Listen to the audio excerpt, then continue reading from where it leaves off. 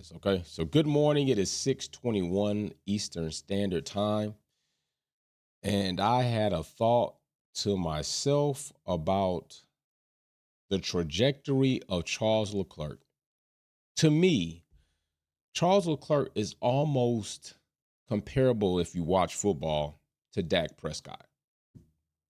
Like good enough where you don't want to let him go and be in a situation that you don't have a solid driver, but not good enough to the point where it's going to put you over the top. But I also would say, is Ferrari good enough, right? Is Ferrari actually good enough for Charles to be the best driver that he could be? So there are some concerns on both sides. But before we get into that, big shout out to the person that won. Walter Shavers won the last card. I have a new Gem Mint 10 Lewis Hamilton slab right here that will be up for grabs. It is a Gem Mint 10 PSA Topps Chrome Lewis Hamilton slab, and all super chats that people make go into a wheel. I will spin the wheel and we will see who will win this next Topps Chrome Lewis Hamilton card, as well as we had 2 VIP members, and we'll have many other giveaways going forward towards the end of the season. So don't miss out on this one. But if you do, there will be others.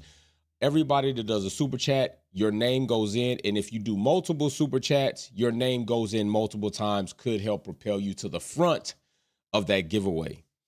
So let me talk about this real quick. I think Charles is in a situation where his classman, Mary Beanie, good morning, first in the live chat.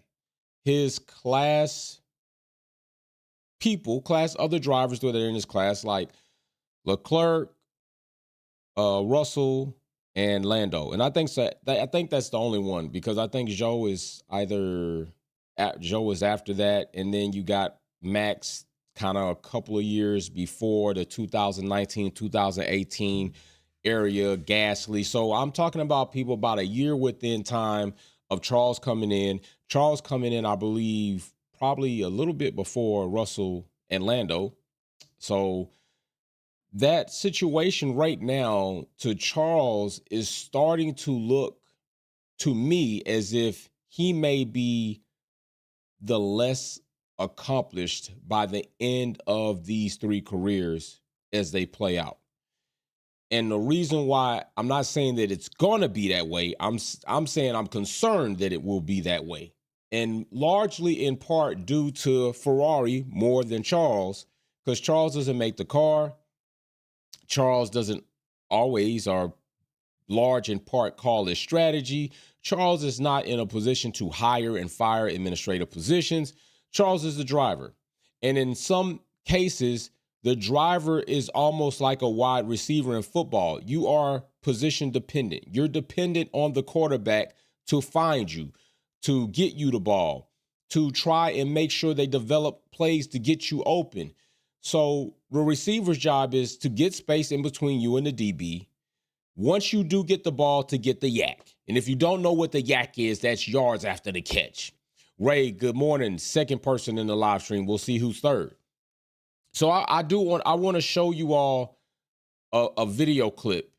And in this video clip, I think you can see the concern on Charles's face while talking. Paul, third in the live chat, coming in hot. Paul, hey, bro, we got another one. We got another one up for grabs, brother. Another Topps Chrome Lewis Hamilton's Gem Mint 10 slab up for grabs. Everybody, all you super chats go towards that. Paul says, good morning, fam. Happy Wednesday. Congrats, Mary, on turning purple. Smash the like button. Peace and love to everybody. So I want to show you this clip because I do think you can see genuinely see concern on Charles's face. Check this out. So they want to know 20 seconds or something, right? You know, 22 seconds. And as you see, look at Charles's face. Look at his face. I want you to look at Charles' face as he's hearing this information. Look at Charles' face. He's like, what? Damn, for real? Oh my God. How am I going to compete with that? I'm not listening, people. Charles right there, his concern to me was Red Bull is now getting gapped by 22 seconds or more. Ferrari has now fallen from being the second fastest car to not being the second fastest car to now being rivaled by Mercedes, which was a horrible car made. Russell, if possible that Mercedes gets on hand, Russell's going to start outperforming me. Lando's already outperforming me. Max Verstappen, who was in the most dominant car and is a 3-time world champion, just got gapped by 22.8 seconds by a McLaren. What in the hell do I need to do, or can my team do anything to make that happen? I don't know.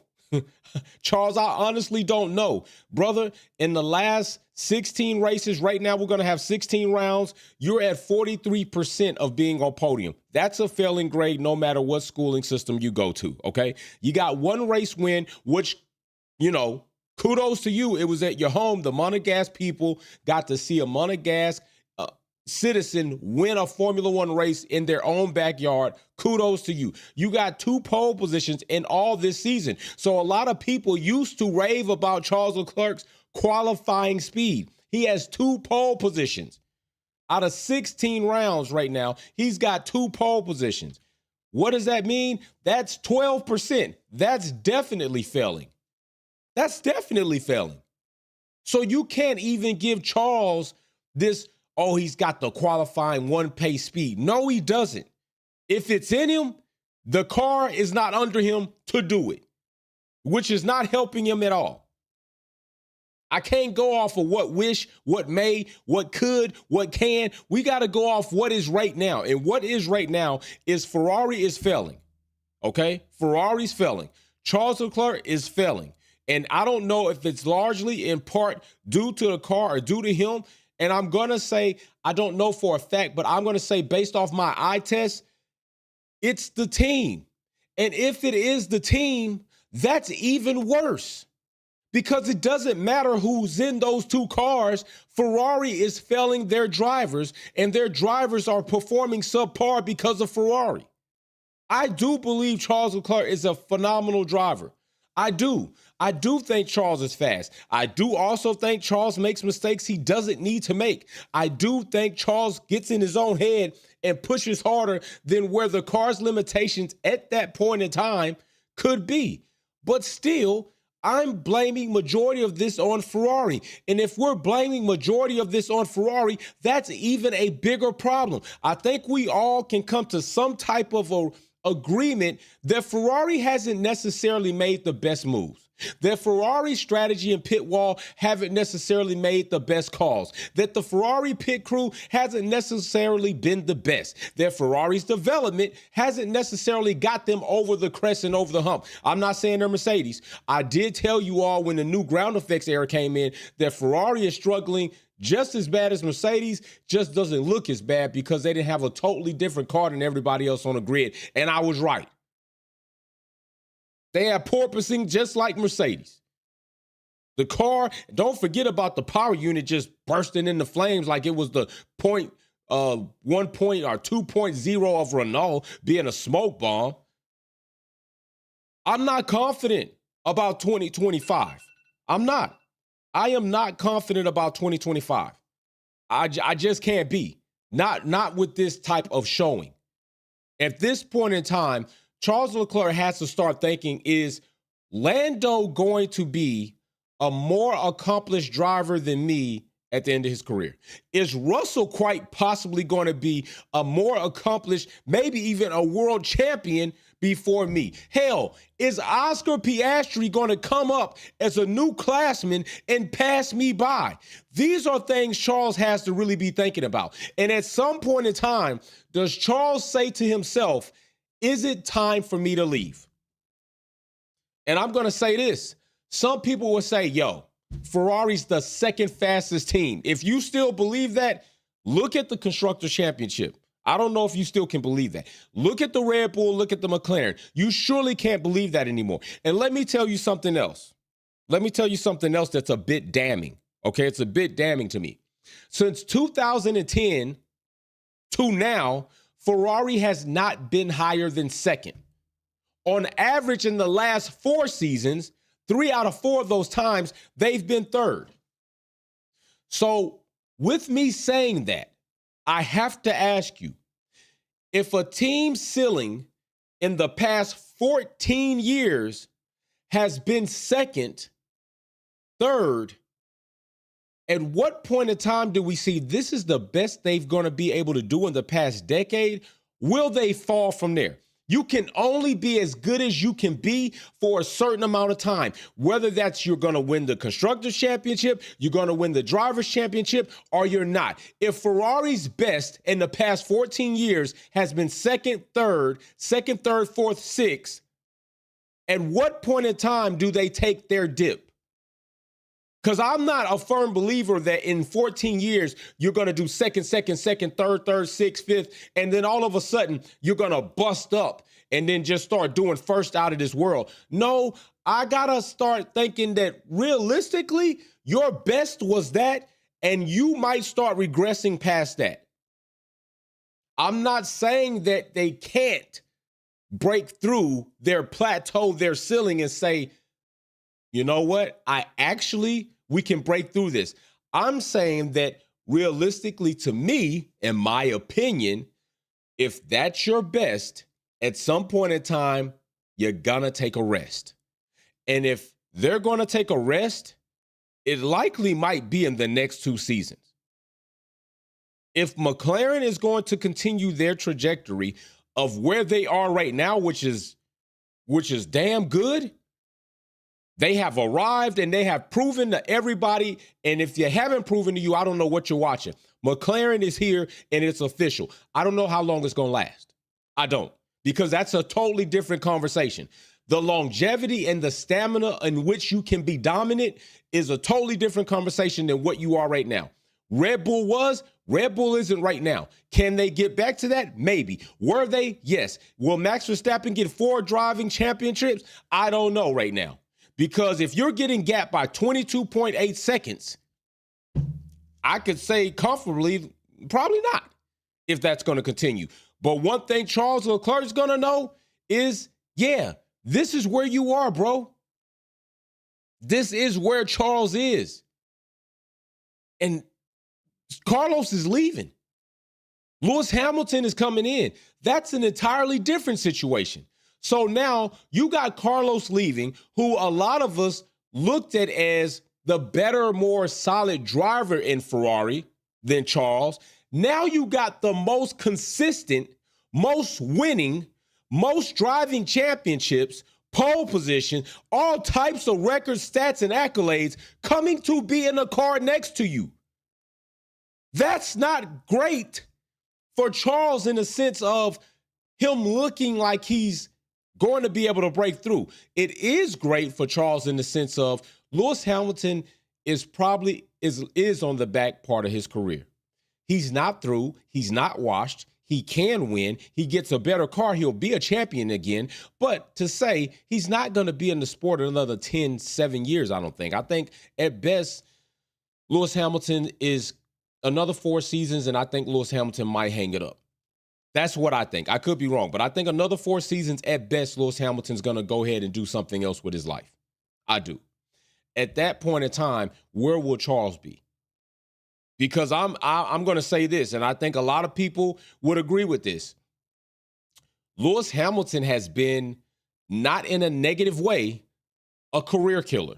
And what do I mean when I say that? I don't mean he comes in and he just is setting out to ruin your dreams as far as you being a Formula One driver. What I'm saying is the talent, the consistency, the superiority, the dominant nature of Lewis Hamilton, the winning nature of Lewis Hamilton has really been a cloud to other drivers who thought they can outperform Lewis Hamilton in the other car in the other garage. Even George Russell said he was faster than Lewis. And right now, how's that going? How is that going for George Russell?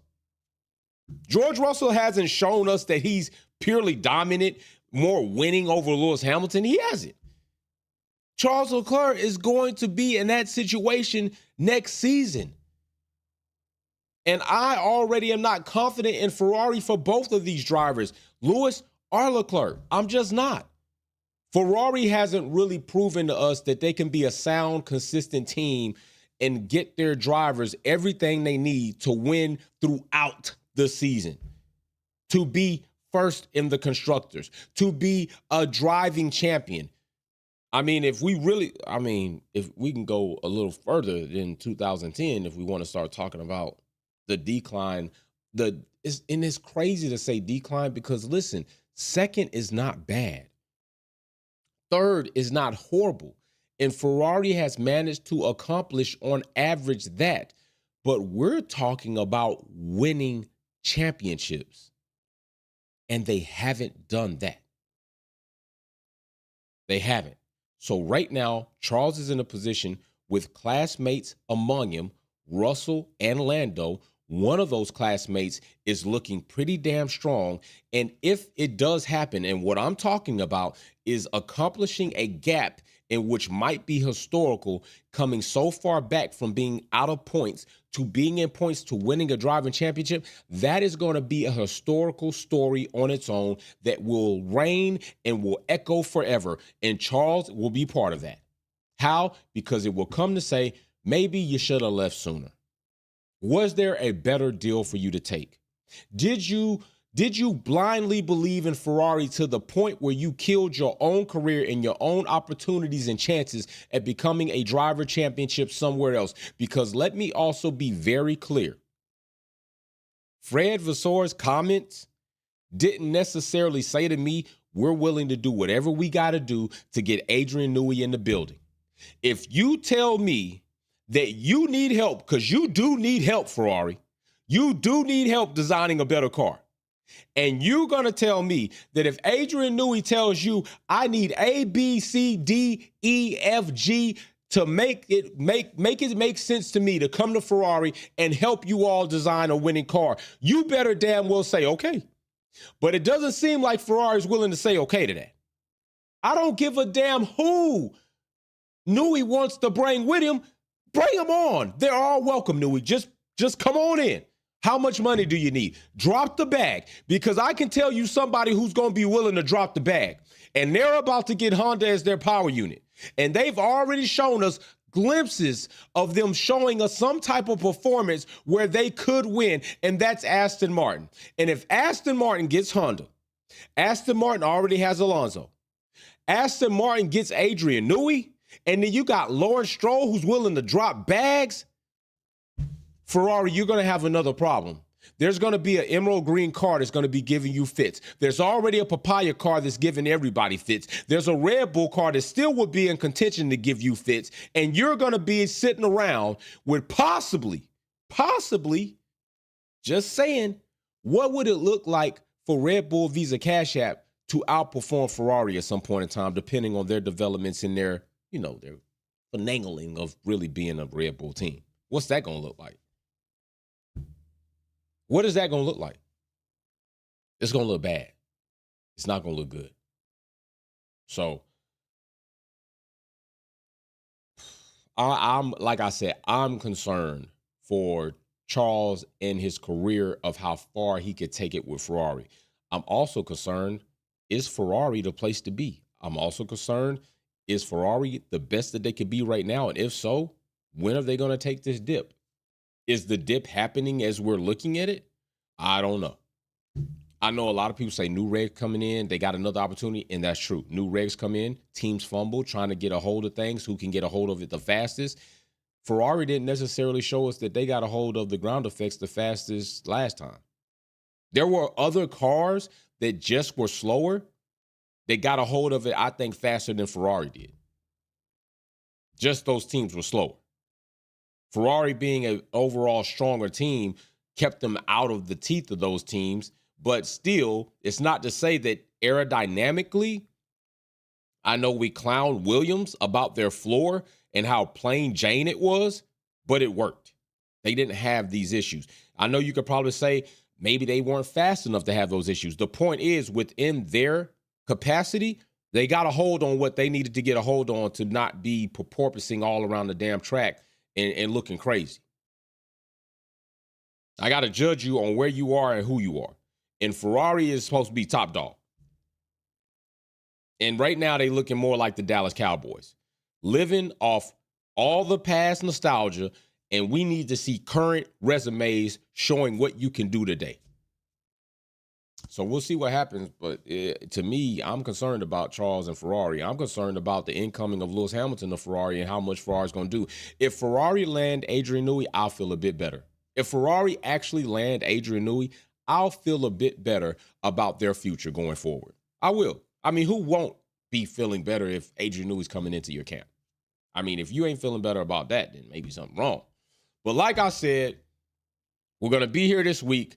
We got a new prize for Super Chats coming, okay? It won't be drawn for this week, so you got plenty of time to do as many Super Chats as you want to get your name into the pot.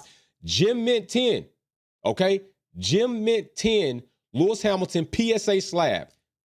You already see, and this one is the Grand Prix driver of the day for Silverstone, okay? So this is driver of the day for the Silverstone race, car 44, Lewis Hamilton is purple lid. This is the next giveaway for Super Chats that are going up. This is a nice one to have as well. These cards are going to go up in value if Lewis Hamilton and when he does retire. And the good thing is they've already been rated. They've already been sealed. They are officially graded. You got a QR code to show you on PSA's website what you're grading, what your pops are. This is an awesome thing to have. I'm not giving you a raw card. I'm giving you something that's officially slabbed up, serial number and all. So definitely get your Super Chats in. Like I said, if you miss out on this one, I got a couple of more that I'm going to be giving away later on in the season. So, but this one right here is damn sure a good one to have. This is the home track driver of the day, Lewis Hamilton Topps Chrome Gem Mint 10 card. I'm probably pretty sure you want that one. That's a fire one to get. So other than that, I am concerned about Charles. I am concerned about Ferrari. And I am concerned about what they might be and what they can't do. So with that being said, you have a happy Wednesday. I got an appointment to go to. And you all be safe. I'll see you on the next one. Peace and love. Wolfpack out. Peace.